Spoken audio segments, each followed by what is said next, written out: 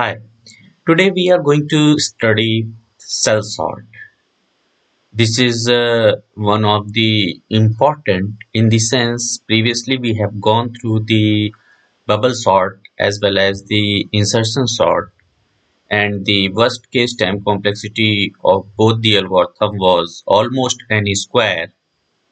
So here that algorithm cell sort having a little bit benefit in compared to the bubble sort or insertion sort in the sense of time complexity, while it is facing the worst case scenario. So let's start, and we'll see how this benefit we can achieve through cell sort algorithm. So basically, in my previous video, we have seen right now we are studying the simple algorithm which are having time complexity of O of n square. That is the highest time complexity till now which we have seen. In that we have gone through with the selection sort earlier, bubble sort we have seen, as well as we have seen the insertion sort, and now today we are going to cover the cell sort. So as I told you कि जो cell sort है ये इसकी जो time complexity है यहाँ big of N square तो मैंने लिखी हुई है, लेकिन समहाउ जब हम कंपेयर करें और ये पूछें कि भाई जो ये सेल सॉर्ट है और इनके कंपैरिजन में कौन सी बेटर है, तब हम ये कहते हैं कि सेल सॉर्ट अभी तक की जितनी भी एल्गोरिथम ये इंसर्शन सिलेक्शन और बबल हमने पढ़ा था उसमें से सेल सॉर्ट ये मच बेटर है, मच इफिशिएंट है, मोर इफिशिएंट है in compared to rest of the algorithms like insertion, selection and bubble. So चलिए आगे हम कवर करते हैं कि आखिर सेल सॉर्ट को मैं किस सेंस में बेटर कह रहा हूँ. It was founded by Donald Cell. That's why इस जो sorting का नाम है वो cell sorting है. 1959 में it was founded by the Donald Cell, and इस सेल सॉर्ट एल्गोरिथम को हम डिमिनिशिंग इंक्रीमेंट सॉर्ट भी कहते हैं, क्योंकि इंक्रीमेंट सॉर्ट में जितने कंपैरिजन ऑपरेशन परफॉर्म होते थे उससे कम ऑपरेशन कंपैरिजन ऑपरेशन परफॉर्म होंगे सेल सॉर्ट में. लास्ट टाइम जब हम इंक्रीमेंट सॉर्ट स्टडी कर रहे थे तभी हमने ये डिस्कशन किया था कि बेसिकली जो हमारा जो इंसर्शन सॉर्ट है, इंसर्शन सॉर्ट की जो मेजर इशू था इंसर्शन सॉर्ट में, वो मेजर इशू था कि उसमें जो कंपैरिजंस थे वो ज़्यादा हो रहे थे, है ना. जैसे जैसे हम जब हमारे एलिमेंट सॉर्ट होते जा रहे हैं, और इट मीन्स अगर हमें किसी एलिमेंट को उठा के सॉर्टेड पोजीशन पे, सॉर्टेड एरे जो हमारे पास जो सेगमेंट था, सॉर्टेड एरे का सेगमेंट था, उसमें अगर हमें उस एलिमेंट को सेट करना है तो हमें उस लोकेशन को फाइंड आउट करना पड़ रहा था जिसमें कि जिस जगह पे हम उस नए एलिमेंट को प्रॉपर जगह पे इंसर्ट कर सकें, और इसके लिए हमें n number of comparisons perform करने पड़ रहे थे. तो दैट्स वाई वो जो कंपैरिजंस हैं उन कंपैरिजंस को कम अगर किया जा सकता है तो डेफिनेटली कहीं ना कहीं जो टाइम है, कॉम्प्लेक्सिटी है, उसको कम किया जा सकता है.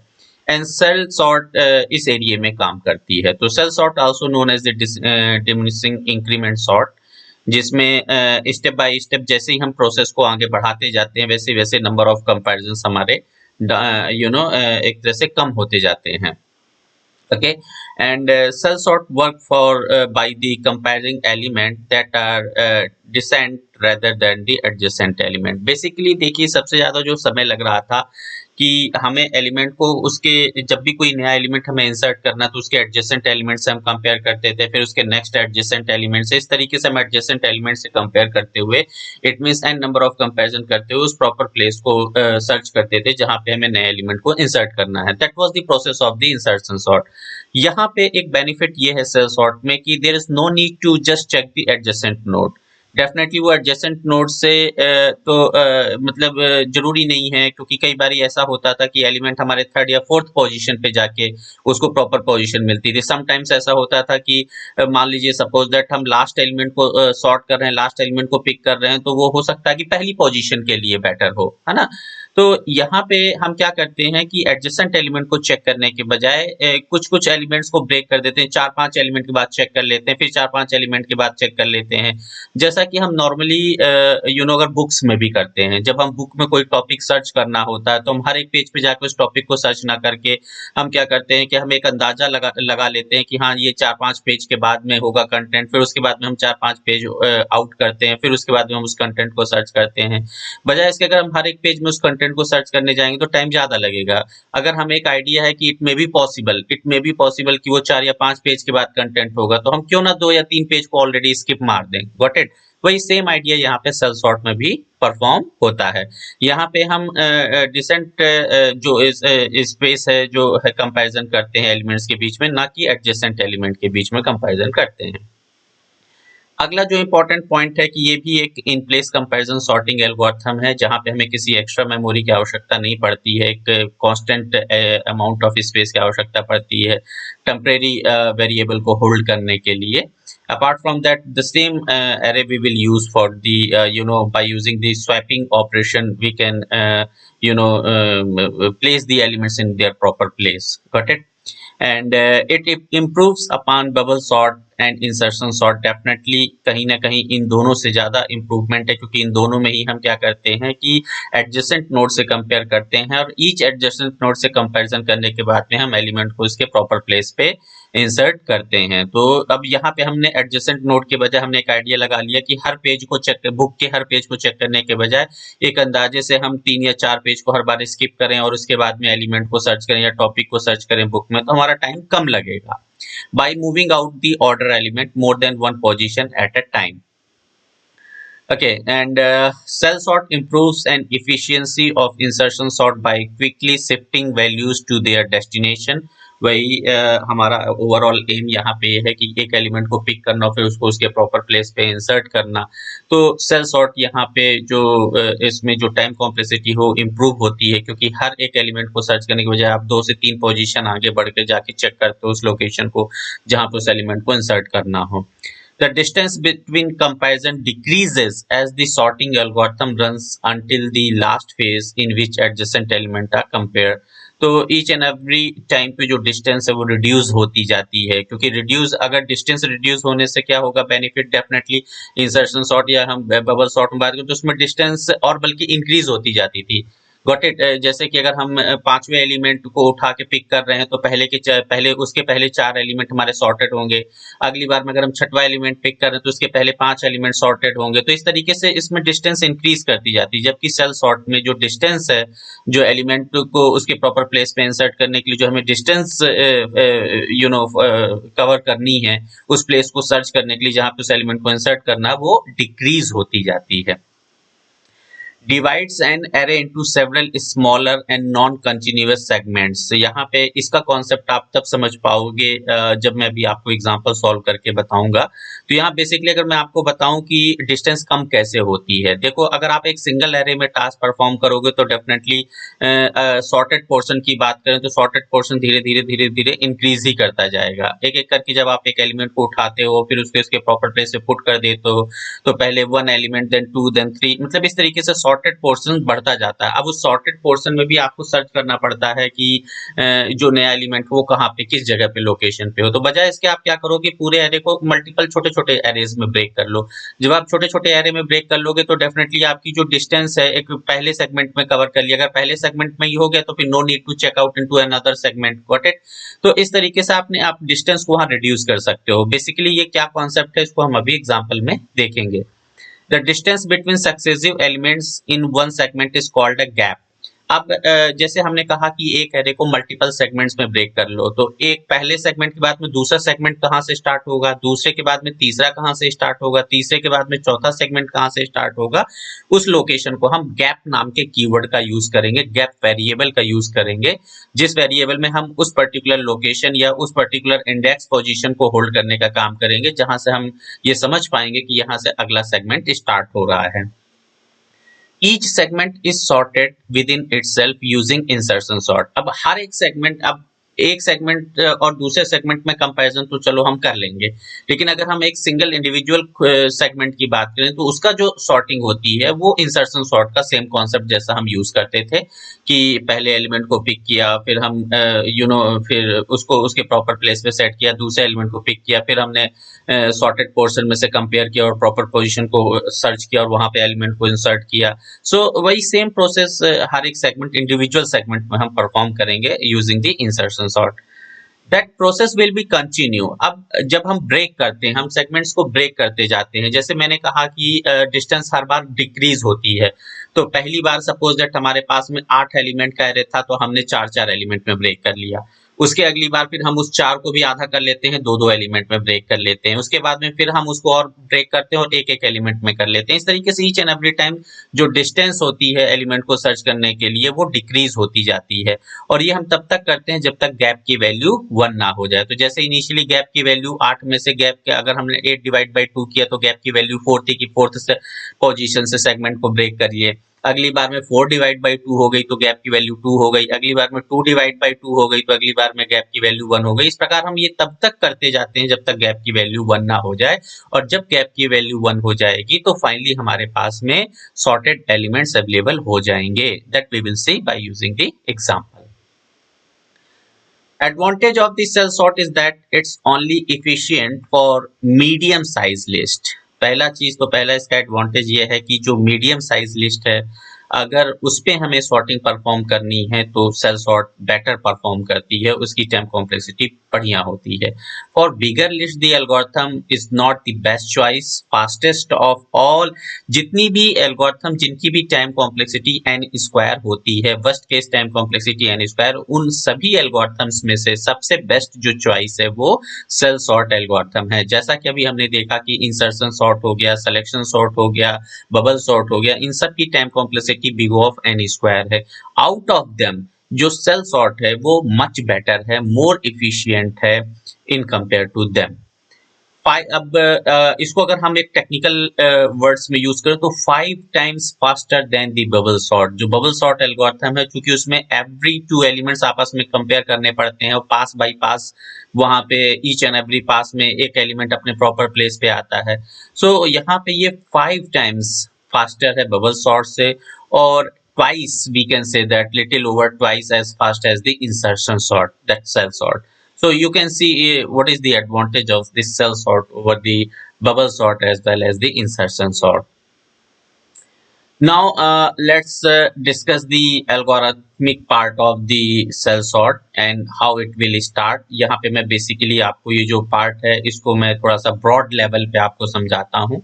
यहाँ पे ये जो पहला फॉर लूप है इसका काम होगा हमारे एरे को सेगमेंट्स में ब्रेक करना। जैसा मैंने आपको कहा कि अगर n नंबर ऑफ एलिमेंट्स हैं तो n डिवाइड बाई 2 हम कर देंगे, फिर वो दो अलग अलग सेगमेंट हो गए, फिर उन दोनों अलग अलग सेगमेंट में हम पहले सेगमेंट के एलिमेंट को दूसरे सेगमेंट के एलिमेंट से कंपेयर करते चलते हैं, और उसी तरीके से यहाँ पे ये प्रोसेस फॉलो होती है। इन शॉर्ट अगर मैं आपको यहाँ पे समझाने की कोशिश करूँ कि कैसे यहाँ पे ये टास्क परफॉर्म होती है, सपोज दैट हमारे पास में जो एलिमेंट है वो n नंबर ऑफ एलिमेंट है।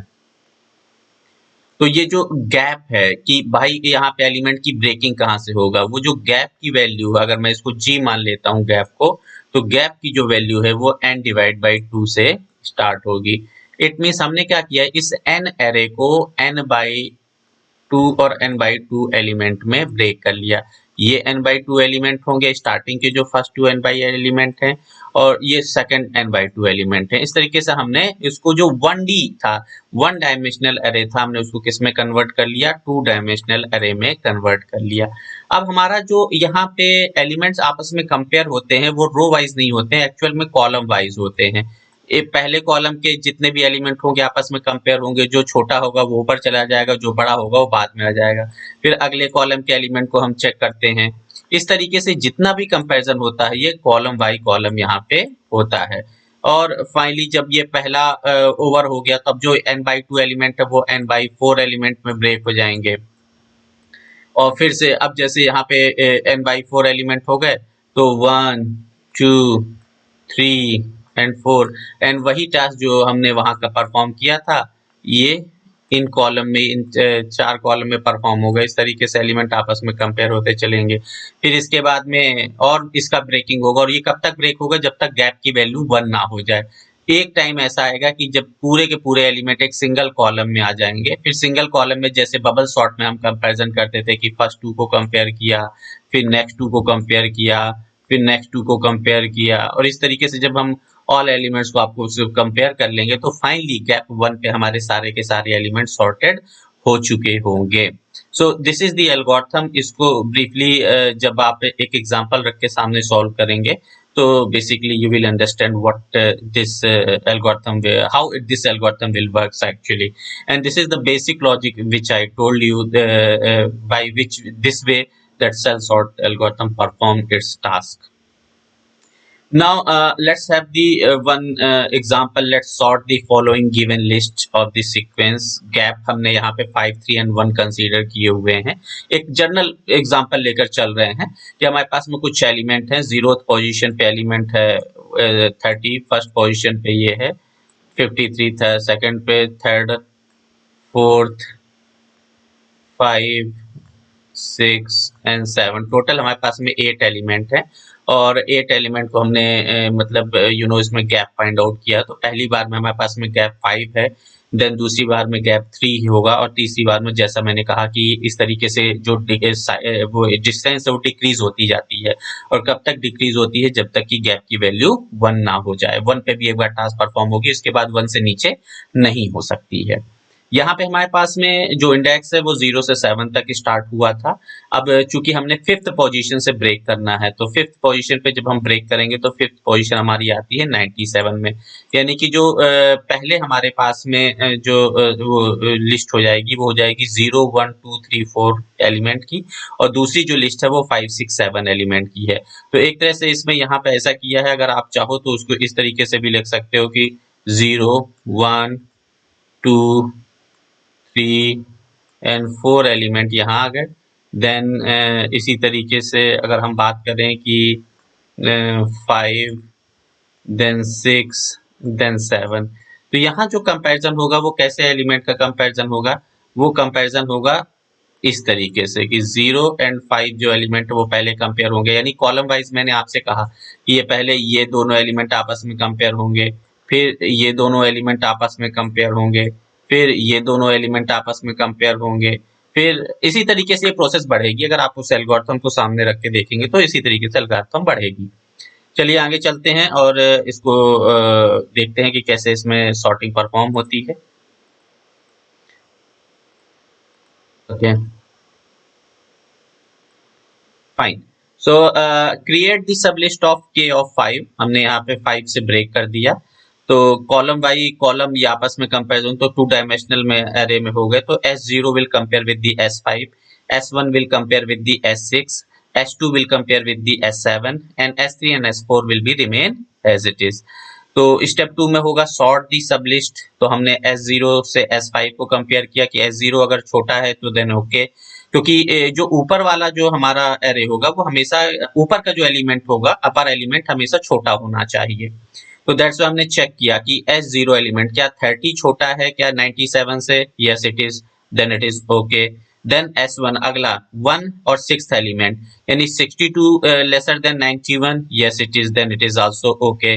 देन अगला element 2 and 7, 53 is lesser than the 38, no it is not okay. If it is not okay, then what we need to do, we need to swap these two elements. तो 38 and अगर हम बात करें यहाँ पे 53, ये आपस में क्या हो जाएंगे, स्वैप हो जाएंगे। तो यहाँ आ जाएगा 38, फर्स्ट टाइम पे देखिए हमने ये कंपैरिजन हो गया, और यहाँ आ जाएगा 53।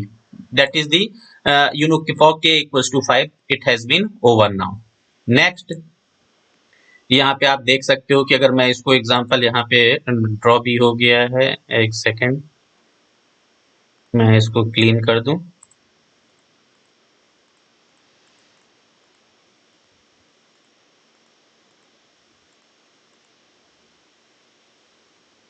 Okay, so here you can see what happened. Zeroth position का एलिमेंट फिफ्थ पोजीशन के एलिमेंट से कंपेयर हुआ, फर्स्ट पोजीशन का एलिमेंट 6 से एंड सेकंड पोजीशन का 7 से, और फाइनली यहाँ पे 58 और 53 एंड 38 आपस में रिप्लेसमेंट हो गया, चूंकि 38 it was lesser value in compare to 53. So that first pass we can say that it has been over. Now the pass second with gap value 3. पहली वैल्यू में गैप वैल्यू क्या थी 5, दूसरी बारे में अब गैप वैल्यू 3 है, तो जब दूसरे बारे में गैप वैल्यू 3 होगी तो दैट्स वाई अब हमको यहाँ से स्टार्ट करना. तो अब जब आप इस एरे को, अगर हम यहाँ पे मैं आपको दिखाना चाह रहा हूँ कि 3 से अगर आपने ब्रेक किया है तो पहली वाले में एलिमेंट क्या होगा 30, 62, 53, दूसरे वाले में 42, 17, 97, देन 91 एंड 91 एंड यहाँ पे 53 जो बचा हुआ है वो बाकी का एलिमेंट होगा. चलिए देखते हैं इसको यहाँ पे.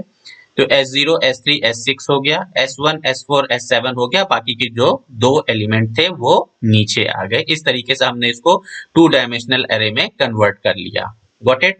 And now what we need to do, अब ये तीनों एलिमेंट आपस में कंपेयर होंगे. तो ये तीनों एलिमेंट आपस में कंपेयर होंगे, तीनों एलिमेंट है 30, 42 एंड 91. अच्छा, एक एक करके कंपैरिजन होता है. जब आप देखोगे तो ये जो कंपैरिजन होता है वो एक एक करके कंपैरिजन, जैसे इंसर्शन सॉर्ट मैंने आपसे बताया ना कि जो इंटरनली जो सेगमेंट के अंदर सॉर्टिंग होगी वो इंसर्शन सॉर्ट की तरह होती है. तो 30 पहले जब हमने कंपेयर किया S ऑफ 3 को कंपेयर किया S ऑफ 0 से, तो S ऑफ 3 को 42, 30 it is okay, not an issue. फिर जब हमने फिर चेक करेंगे S ऑफ 6 को S ऑफ 3 से चेक करेंगे तो 91, 42 it is okay, not an issue. अगला हम चेक करते हैं S1, S4, S7 को. तो 62, 17, 53, पहले 17 चेक हुआ 62 से, नॉट ओके, तो यहाँ 17 आगे आ गया और 62 इस जगह पे आ गया. फिर 53 कंपेयर होगा 62 से, तो चूंकि वन सेकेंड फिर इसमें चेंजेस परफॉर्म होंगे 17, 53 and 62 and sort them by internal जो इंसर्शन सॉर्टिंग है वो परफॉर्म अपन कर लेंगे. और finally we'll have the element 17, 53 and 62, and then next we'll compare this S2, S5, then S2, S5, 38 and 97 it is okay. So finally what we'll see after second pass we have seen कि ये सारे elements आपस में compare हुए और element की जो swapping हुई तो 30, 17, 38, 42, 53, 97, 91 and 62. These kind of elements will have in the different position after sorting of the second pass. Okay, so each and every pass what we are doing, we are placing the element in their proper position or proper. Okay, अब next time पे हमारा जो gap value है वो क्या हो जानी है, वो पास 3 में गैप वैल्यू हो जानी है 1.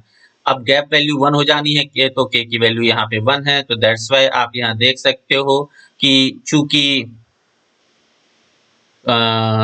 सो let's have the example again. So यहाँ पे अब चूंकि k की वैल्यू 1 हो गई तो अब हर एक एलिमेंट आपस में ही कंपैरिजन होना चालू हो जाएगा. तो 30 को 17 से कंपेयर किया तो 17 आगे आ जाएगा, फाइन. फिर 38 को 30 से कंपेयर किया, कोई चेंजेस नहीं परफॉर्म होंगे. फिर 42 को 38 से चेक किया, कोई चेंजेस नहीं होंगे. 53 को 42 से कोई चेंजेस नहीं. देन 97 को 53 से कोई दिक्कत नहीं है. फिर देन 91 को 97 से, सो 91 आगे आ जाएगा, 97 इधर आ जाएगा. फिर 62 को करेंगे कंपैरिजन किससे, 97 से कंपेयर करेंगे. देन 97 से कंपेयर करने के बाद 91 से कंपेयर करेंगे, इस तरीके से 62 इधर, 91 एंड 97. तो ये जो ओवरऑल प्रोसेस है इस तरीके से करने के बाद में फाइनली हमारे पास में sorting will be like insertion sort.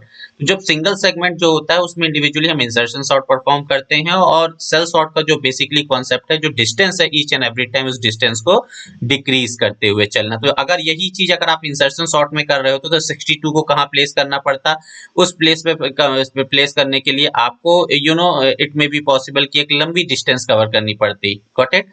तो अब यहाँ पे अगर मान लीजिए सपोज दैट हमारे पास में 1 होता है, तो 1 को हमको प्लेस करने के लिए how many number of time comparison, this much of comparison we have to perform. हमको हर एक एलिमेंट से कंपेयर करके यहाँ लाना होता है. लेकिन अगर यहाँ 1 होता और हमने सेल सॉर्ट परफॉर्म किया होता तो ये 1 ऑलरेडी अपने प्लेस पे पहले ही आ चुका होता कम डिस्टेंस के साथ में. Okay, so that was the benefit of the cell sort. So let's discuss the complexity. So worst case time complexity is that is as it is big O of n square.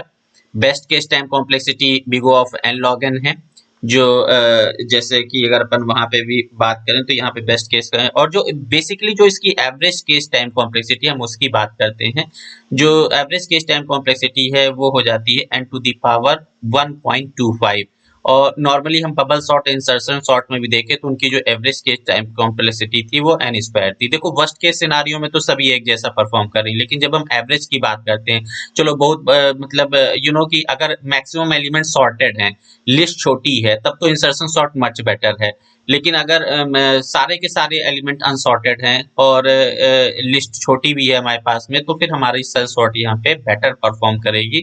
उसकी time complexity n to the power 1.25 और यहाँ n square है। Got it? तो जैसे जैसे n की value बढ़ेगी वैसे वैसे हमारी सेल सॉर्ट अच्छा परफॉर्म करना चालू कर देगी। एग्जाम्पल के लिए देखते हैं कि जब n की वैल्यू 25 है तो इंसर्शन सॉर्ट में जो नंबर ऑफ एलिमेंट्स की जो लूपिंग हो रही थी वो 625 टाइम्स थी, जबकि सेल सॉर्ट में ओनली 5 टाइम्स लूपिंग है। इट मीन जितनी बार लूप चलना उतनी बार उतना हमारी टाइम लगना हुआ है।